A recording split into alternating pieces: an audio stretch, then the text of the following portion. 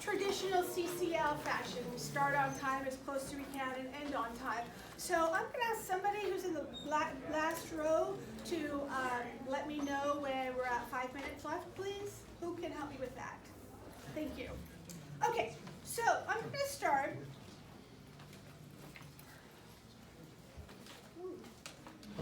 There we go. By just telling you a little bit about, actually, before I start, this what's under your waterline, and I picked waterline and icebergs because of what we do, but the concept goes far beyond environmental issues. And what we're going to be doing in here, I talked about chipping away at our frozen mindsets, and so we're going to be stretching the muscle between our ears. But before we do that, we're going to stretch the rest of our body. So get up and just kind of wiggle and get all that out, because the tricky thing about conferences is just sit all day. So we just need to kind of work our bodies a little bit before we work our brains. How about a little rock and roll? Okay, get it all out, and then take a deep breath and go ahead and sit down and listen to Valerie. Okay, so let me tell you a little bit. Tamara mentioned that I've been with CCL for about 5 years, and I just wanted to tell you a little bit about my journey. But the first thing is, as we say with all of our core volunteer training, we all need to have a why. Why do we care? When we lobby, what do we say to people? When we do outreach, why should they listen to us? Why should they look at us as a resource for forward movement? So my why is, my 81-year-old dad, his name's Ron, he has an incurable lung disease. It's called sarcoidosis. And he's on oxygen 24/7. Never took a puff of a cigarette in his whole life. Wow. His pulmonary specialists say that it's greatly exacerbated by the environment. And my dad has always been like the consummate giver. So he instilled in me the value of volunteering. And when I heard that all this junk in the air was affecting my dad, I decided to do something about it and be part of the solution. And that's how I found CCL. The climate change in general has had it's really exacerbated the quality of life for my family. It hits me at home. And it makes me want to just stand up and sometimes scream, and other times sometimes run, and other times just gather folks and tell them my story and tell them that they can be part of the solution too. So I started out on my first day Sacramento, my first day at the chapter meeting. I ended up being the chair of the endorser committee. I'm one of those folks who doesn't like the quiet, and so the hand goes up, and if there's work to be done, I'm just going to get it done. So I did that for a while, and shortly after that I became the group leader. And then I started kind of getting away from some of those more administrative sort of tasks. And I became the chapter's public affairs director. Now, if you've been at CCL for a little while, you know there is no public affairs director. But because I have an MBA in marketing, I know that presentation and packaging can get you places. And I've actually been interviewed on the radio for national publications, because when people hear public affairs director, they figure you're the one that they're supposed to talk to. And actually, in my chapter, probably about 60% of us have titles, because sometimes that makes you stand up a little taller when you can say, I'm the policy advisor, I'm the coordinator of this, that, and the other. And when you own it, you sometimes do better. If you just you just own that. So what I want to do, I'm going to start out by talking some, and then we're going to do, because you got to get involved in it. Just hearing it doesn't make it stick. So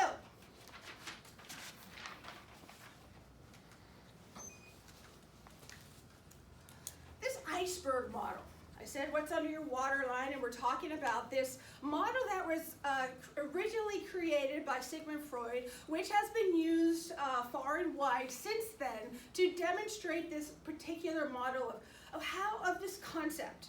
And so if you think of an iceberg, about only 10% of that is really above the waterline. All that other stuff is below. It's hidden from us when we just kind of look on it from afar. So now take that iceberg model and think of us. Think of yourself. And if we just think of people as being like icebergs, what we immediately observe about people is only 10%, roughly, of who they are. Deep down. Only 10%.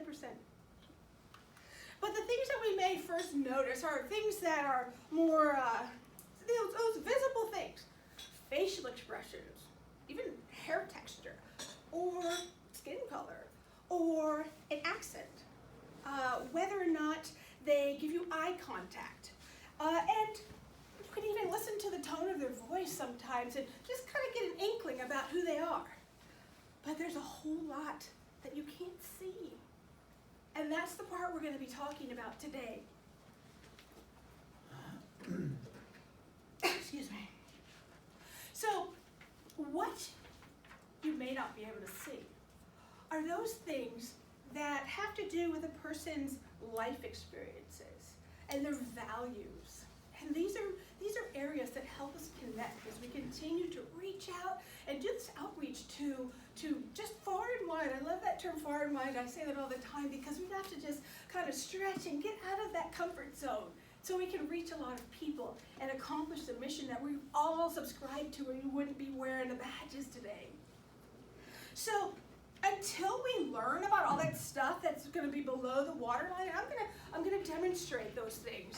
We really are kind of working off a lot of assumptions. I mean, we're kind of just like making it up. You see 5 things about somebody, and then you just decide that you know more. So we want to get past those assumptions and find the facts. So the characteristics and experiences that reside below our personal waterline, that makes up who we are, shapes us, those experiences, those are things that we may do and ways we may interact with people, either consciously or unconsciously, because it's deep down. It is just part of who we are.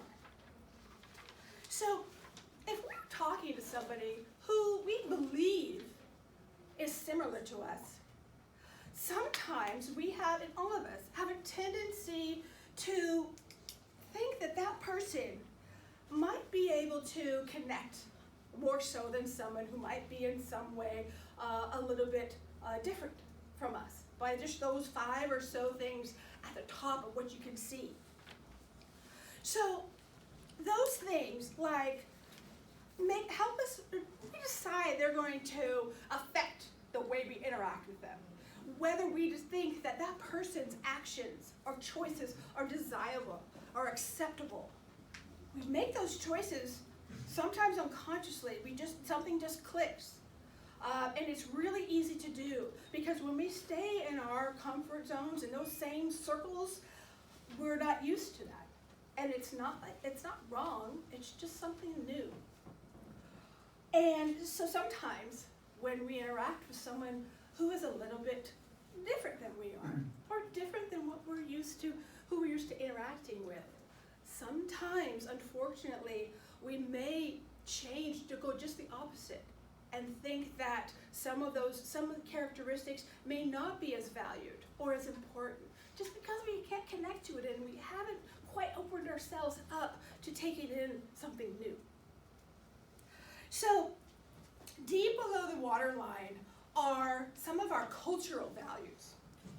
And most of these are learned values. But, we're living, breathing individuals who pick up stuff all the time. I know I was born in Rochester, New York, and I certainly don't do some of the stuff that New Yorkers do out here in California because it just is not who I am anymore.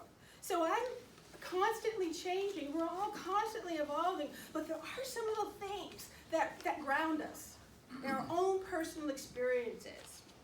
And those are the things we're getting to. So you have a lot of cultural groups have some things in common, family, religion, but each group might kind of tweak it to be their own. So it may look and feel differently depending on who we're talking to. And so we need to continue to stay open to something that's different and just kind of taste something outside of our current palate. So what we're going to do now is we're going to talk about something called cultural competence. And with cultural competence, there are 3 different areas we're going to talk about to understand how we can use this muscle between our ears to improve our compassionate communication throughout CCL and beyond. So it's not achieved through just words alone. It's something that has to be experienced. And to work toward that cultural competence, we have to actually look both within ourselves and outside, far outside of ourselves, to understand the people that we are talking to in their own respective environments. So, first ingredient is the most important. Because with cultural competence, you have to decide that you're going to have some self-knowledge. You can't connect if you don't know where you're starting from. So that self-knowledge is a direct result of a concept known as deep thought. And deep thought it's kind of similar to the iceberg model because it still requires that we analyze and have an understanding of those areas that are below a specific kind of superficial level. And the second one is experience. And you can't really learn about a culture or about, even if it's not a culture, just a different group of people that are in your current circle by just reading about it, watching some movie, even in a classroom setting. What benefits you most is to actually have a real world, face-to-face experience with someone new. And if possible, immersion. That's the best way if you're there.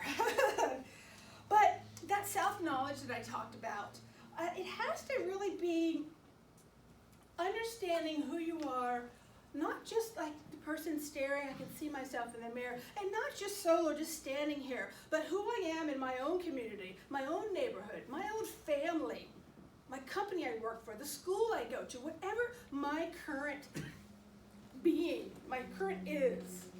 That's what we kind of have to zone in and identify with first so we can understand how to connect with someone else. That way we can continue to be as genuine and sincere as possible in the way that we communicate with people. Because if we're stale or if we're fake, it kind of puts a wall there and we don't really get the interaction that we really may have intended when we first decided to open our mouths. So that third ingredient of cultural competence is positive change. Change is one of my favorite words. And it can't really be demonstrated in a positive way, that change, without putting it into practice, like I just mentioned.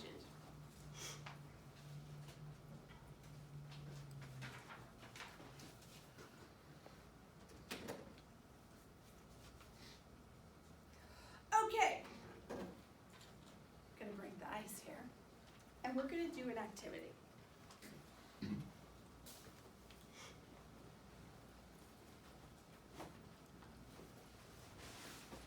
All right, so there are traits about individuals that we would say are above the waterline, those kind of visual things, and those things that might take a little more either listening or experiencing for us to find out. So I've got these funky, cool little foam hands here. I'm kind of a prop girl, you get it? And so what I'm going to do is we're going to just talk about some of those traits. And if it's above the waterline, you get this. And if it's below, we get this. I purposely did not get red and green because there's no right answer to this. It's just observing traits and behaviors. I'm just helping us to classify where they lie. So if I like having a mirror here because I can actually say, okay, you can see that that I at least have some ounce of something that is not Caucasian in me. So that's going to be up here because you can look at that, look at me and see that.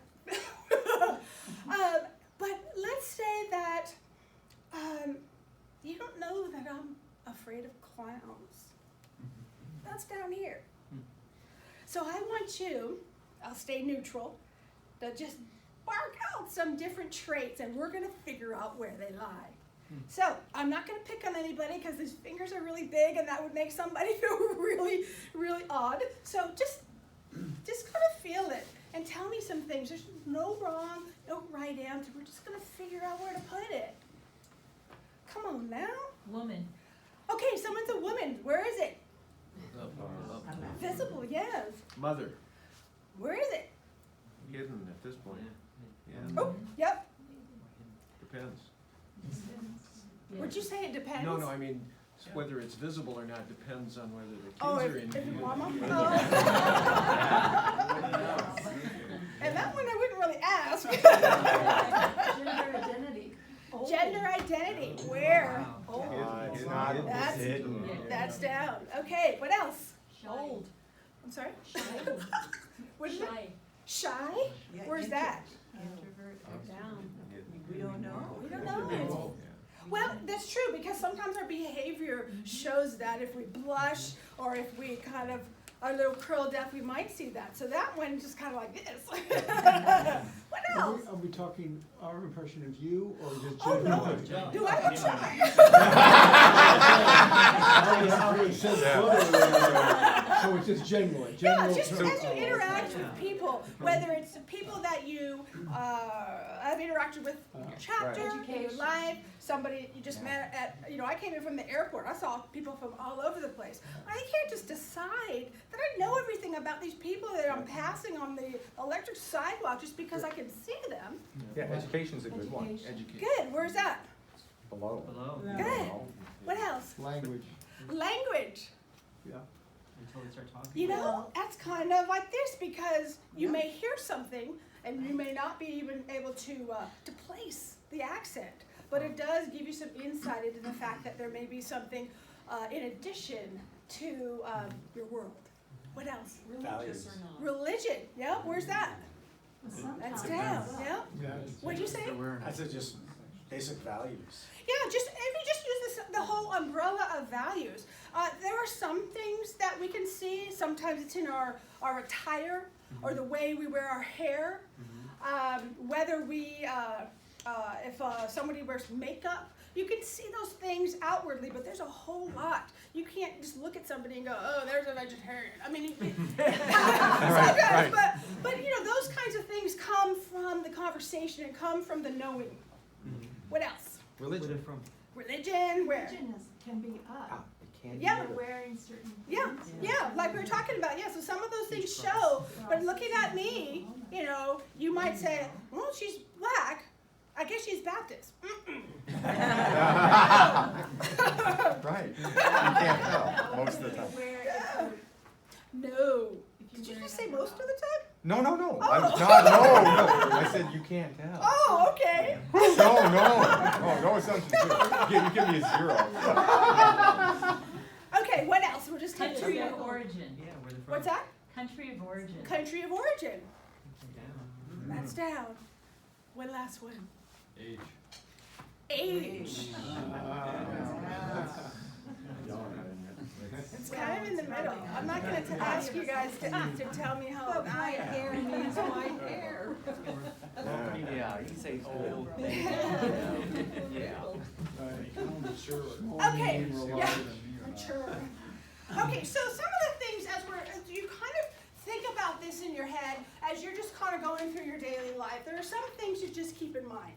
And the first is that massive iceberg is really 90% below the surface. And likewise, 90% of who we are is hidden until we let it come out or we explore that in somebody else. Give the person that you're interacting with the space, the personal space to show you who they are, and you're the same.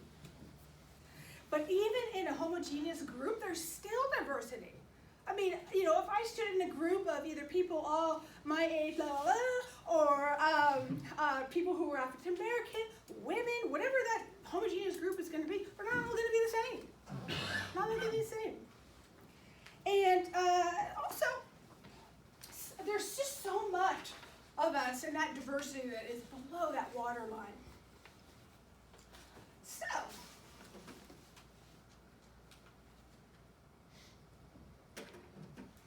can take a little bit. And this one, you're actually going to work on this one by yourself. So I'm just going to kind of walk around and peek over your shoulders and see what's going on. Now, we just talked about a lot of different traits. I want you to keep those in mind and then expand it to anything else you can think of. And I'm going to have you work with a partner. If there's an extra person, just get 3 people. And I want you to think about some things about you that are below the waterline. Things that you would like to share with that partner. And I'll start. Looking at me, you wouldn't necessarily know that my second language is American Sign Language. My brother is deaf. Also, my spiritual practice includes yoga, meditation, forgiveness, swimming when it's raining outside, and fully loaded ice cream sundaes. Yes. I can sit in front of one and say namaste. Sign me up. And the third thing is that my parents raised me to never fight in public. And those things shape how I behave, what calms me, how I interact with other people, and what my values are. So, break up into groups. You may see me doing some things with my hands that you're not used to. It's the ASL coming out. So break up into some groups and just have some conversations about. I always turn up with Jeannie, so I'm not in it. Too many times. All right, let's see. Even numbers here.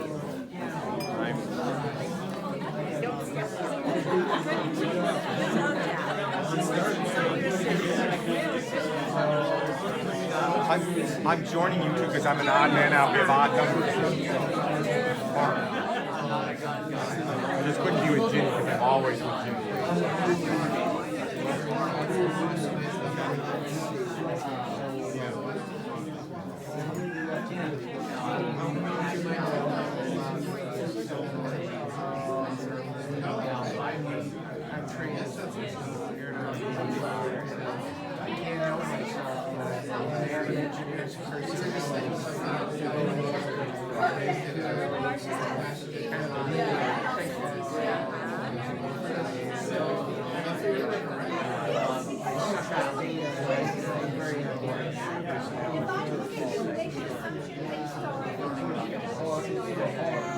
I like airplanes. I love airplanes. In spite of the fact that I'm here to fly mechanics. Well, you want to be permanent, right?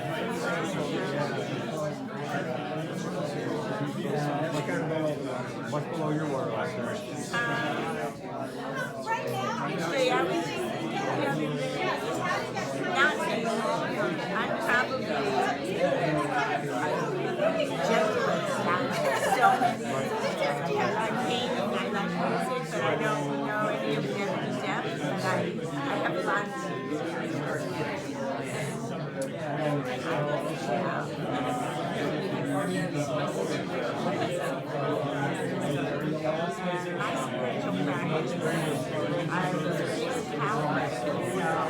I guess I turned the opposite. I started in 11th grade. I started reading. As a Catholic.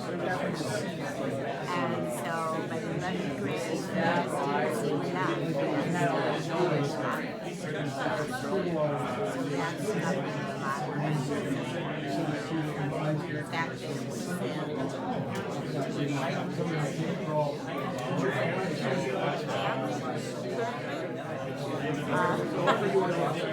I'm the oldest. I'm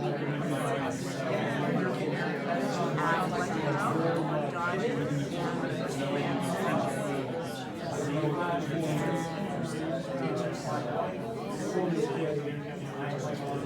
husband passed away 8 years ago.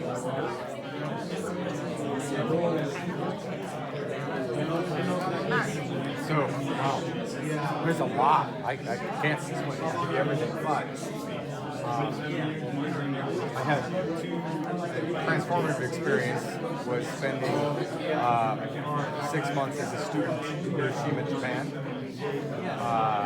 and studying the effects of radiation on cancer, research scientist.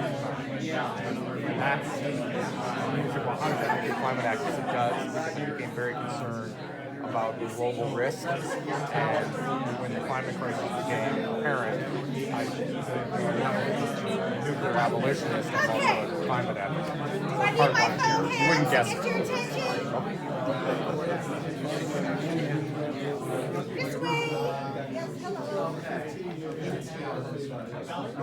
Come on back to it. I'm going to give you another opportunity to chit-chat because we're going to do it again, but I want you to switch, find a different partner, come up with something else. You got kind of the easy ones now, so now you got to think. Look at your share. Okay, let's switch it. Okay, good. New partner. Are we doing that now? All right. So we're still doing the same thing. Right. Laurel, okay, from Vancouver. What's below your surface? I was born and raised in First Grove. My dad worked in the woods. Millwright. I went to 3 high schools. One to 500, the next to 70, the next to 4,000. Wow. I learned how to make friends. Yes, because you kept moving. Let's see, below my surface, I grew up in rural western New York, farming community, and even though I've lived in big cities my whole professional life, I still have a little, kind of like the peace and quiet and the solitude of the countryside. It's never left me. I get claustrophobic in big groups, large parties, like rock concerts.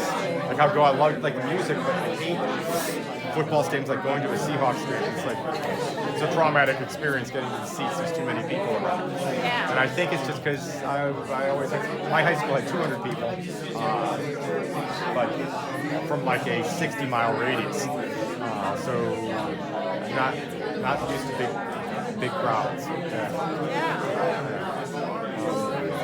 We share that. Yeah. Or do you have anything else that's below the surface that I wouldn't know looking at you? I like to be in the background. Uh-huh. I like to make connections and people connect. Yes. Yes. Oh, here's a connection. Yes. You like to be in the background. You don't have to be And I forward. like to help people get connected. Yeah. Yeah. And it's important for people to recognize that if you're more a background person, not to try to put you in the foreground, right? Yeah. Let's see. What's your favorite thing to do? My favorite thing to do? In my free time, if I can't decide between skiing and fishing. Between skiing and fishing. I guess if there's snow on the ground, it's skiing. Sound good. It's the season. It's a seasonal thing. Yeah. What's your favorite thing to do? Well, I like art museums. All right. And I like fishing. I like sitting quietly. Yeah. All right. Good. Good. Yeah. And I'm getting crankier as I get older. Don't we all? A little bit. I don't know. How do you stave that off? I can do it honestly when I want. You get away with it? So is that below the surface or above? Yeah. what else is below my surface? Let me think. Yeah. Oh, you wouldn't, you would not know because they're not here. I have 3 children. You would not know that I have 3 children, or that I'm married by looking at me. I have my ring. How old are your 3 children? I have a 22-year-old daughter at University of Oregon, a 20-year-old son at Portland State, who we're going to have dinner with tonight, and a 17-year-old daughter who's at home staying with a friend while we were at the conference. Yeah. Kirkland. I used to live in Kent. Oh, you did? Yeah, I started the Kent Arts Commission. Really? They used to call me the Johnny Appleseed of Arts Commission. Cool.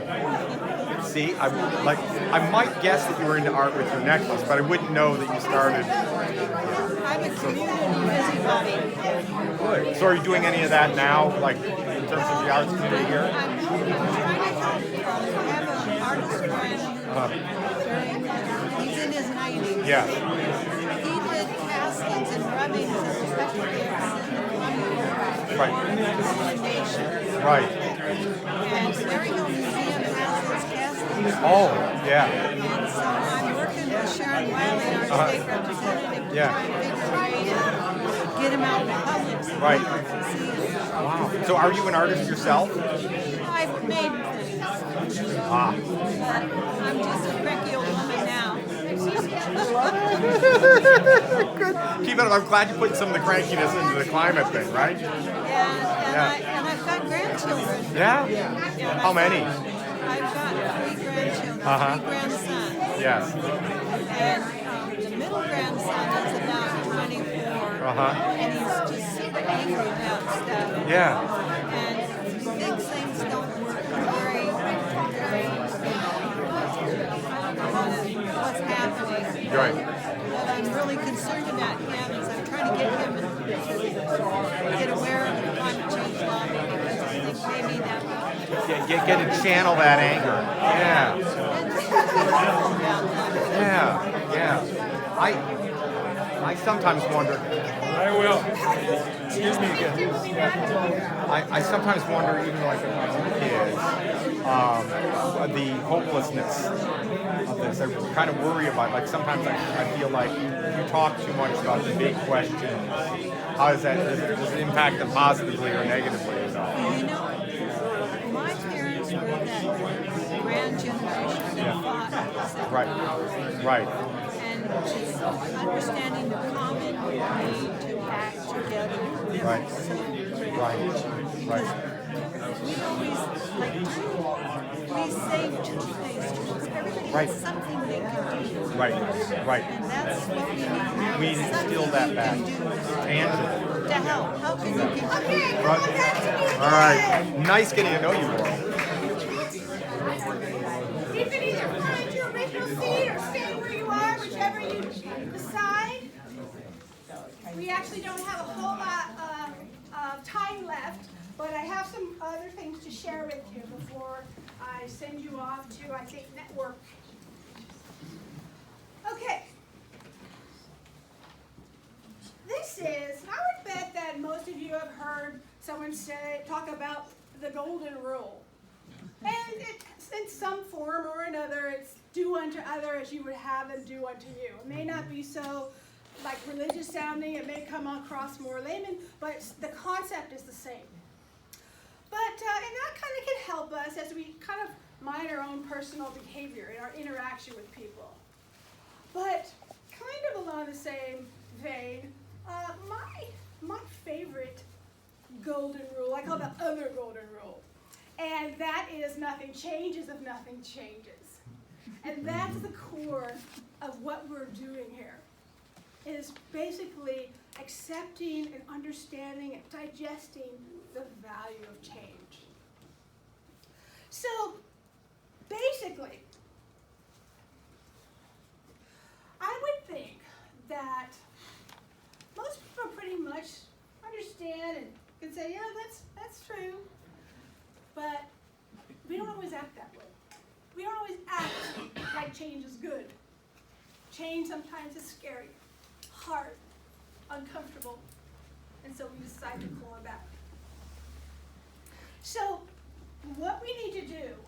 to stay and actually to accomplish the goal that anybody wearing this badge is trying to get that bill passed. And we can't do it if only the people in this room vote. We need everybody. That's far and wide again. That means no matter if they're purple, rainbow colored, green, or high, tall, short, whatever they look like. If they're coming here, if they're going to vote, we want them to vote for the bill when it gets to that point, because I believe that it will. So we need to make sure that we really stretch that outreach muscle and get out of our comfort zones and talk to them. Because one of the things that I like about nothing changes, if nothing changes, is that change produces change. And I really feel that there's definitely been a shift in the mindset and the practice that CCL has adopted as we kind of morph and stretch, kind of like, I maybe date myself, but silly putty. So how you kind of stretch it, and it kind of looks a little bit different, but it started, you knew the picture when you started, and you kind of turned it into something else. And it grew into something bigger.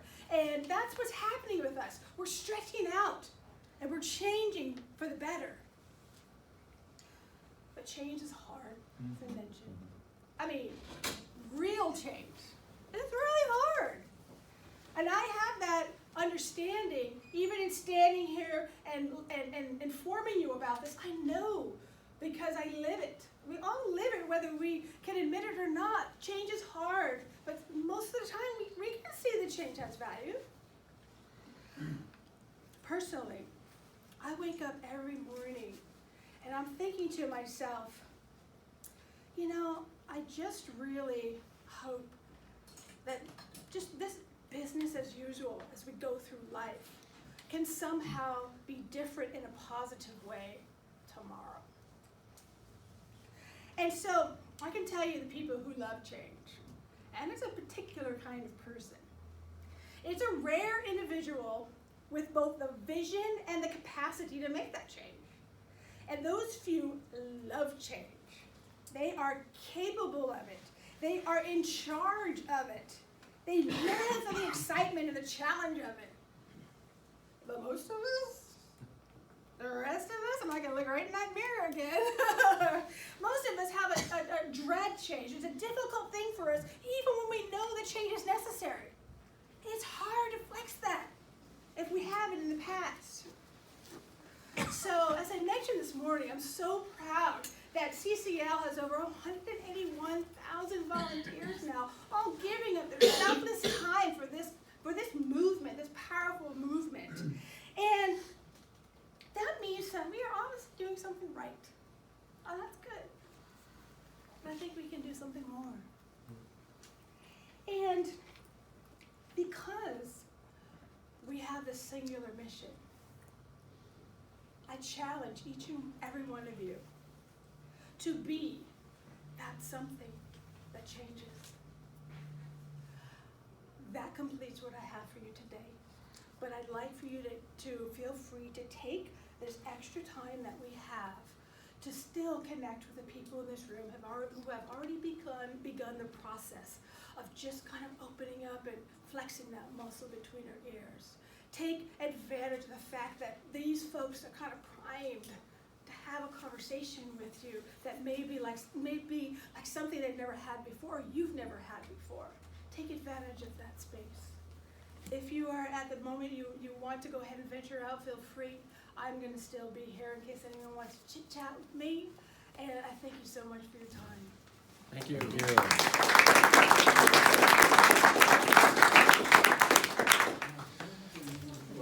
Oh, I'm going to give you one talk sort of about Mr. Rogers, and I really connected with him. Sometimes it helps to be able to refer to someone or just bounce things off of someone. So actually, this last thing I have on here, if you want to jot it down, is actually my email address. If you ever have something you just want to talk about, I told you, we have to be willing to make mistakes and just get back up again and forgive ourselves as much as we talk about forgiving other people. And so if you people call me, people email me and say, I've got this situation, or I want to reach out to this group or this person, whether it's a legislator or somebody at my church, somebody I live next to, my kid's teacher, whatever it is, and I don't quite know how to take that first step, I'll talk to you. I don't have all the answers, but I have chatted a lot. And what I didn't mention is I recently was California's diversity coordinator. And so I've had a lot of chats For about the whole this. state? Yeah. Wow. I think big. I raised my hand again. I'm just so curious, Valerie, the fact that you're on the board of directors and that you're the treasurer, does that, my first assumption was, well, she must be an accountant, but I'm guessing you're not. I don't know, and that's a full-time job, but is it? The board members are all volunteers.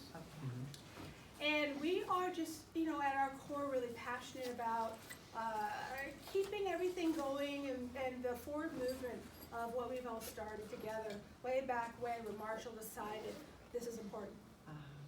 And so they invited me, I guess November of 18, to join the board.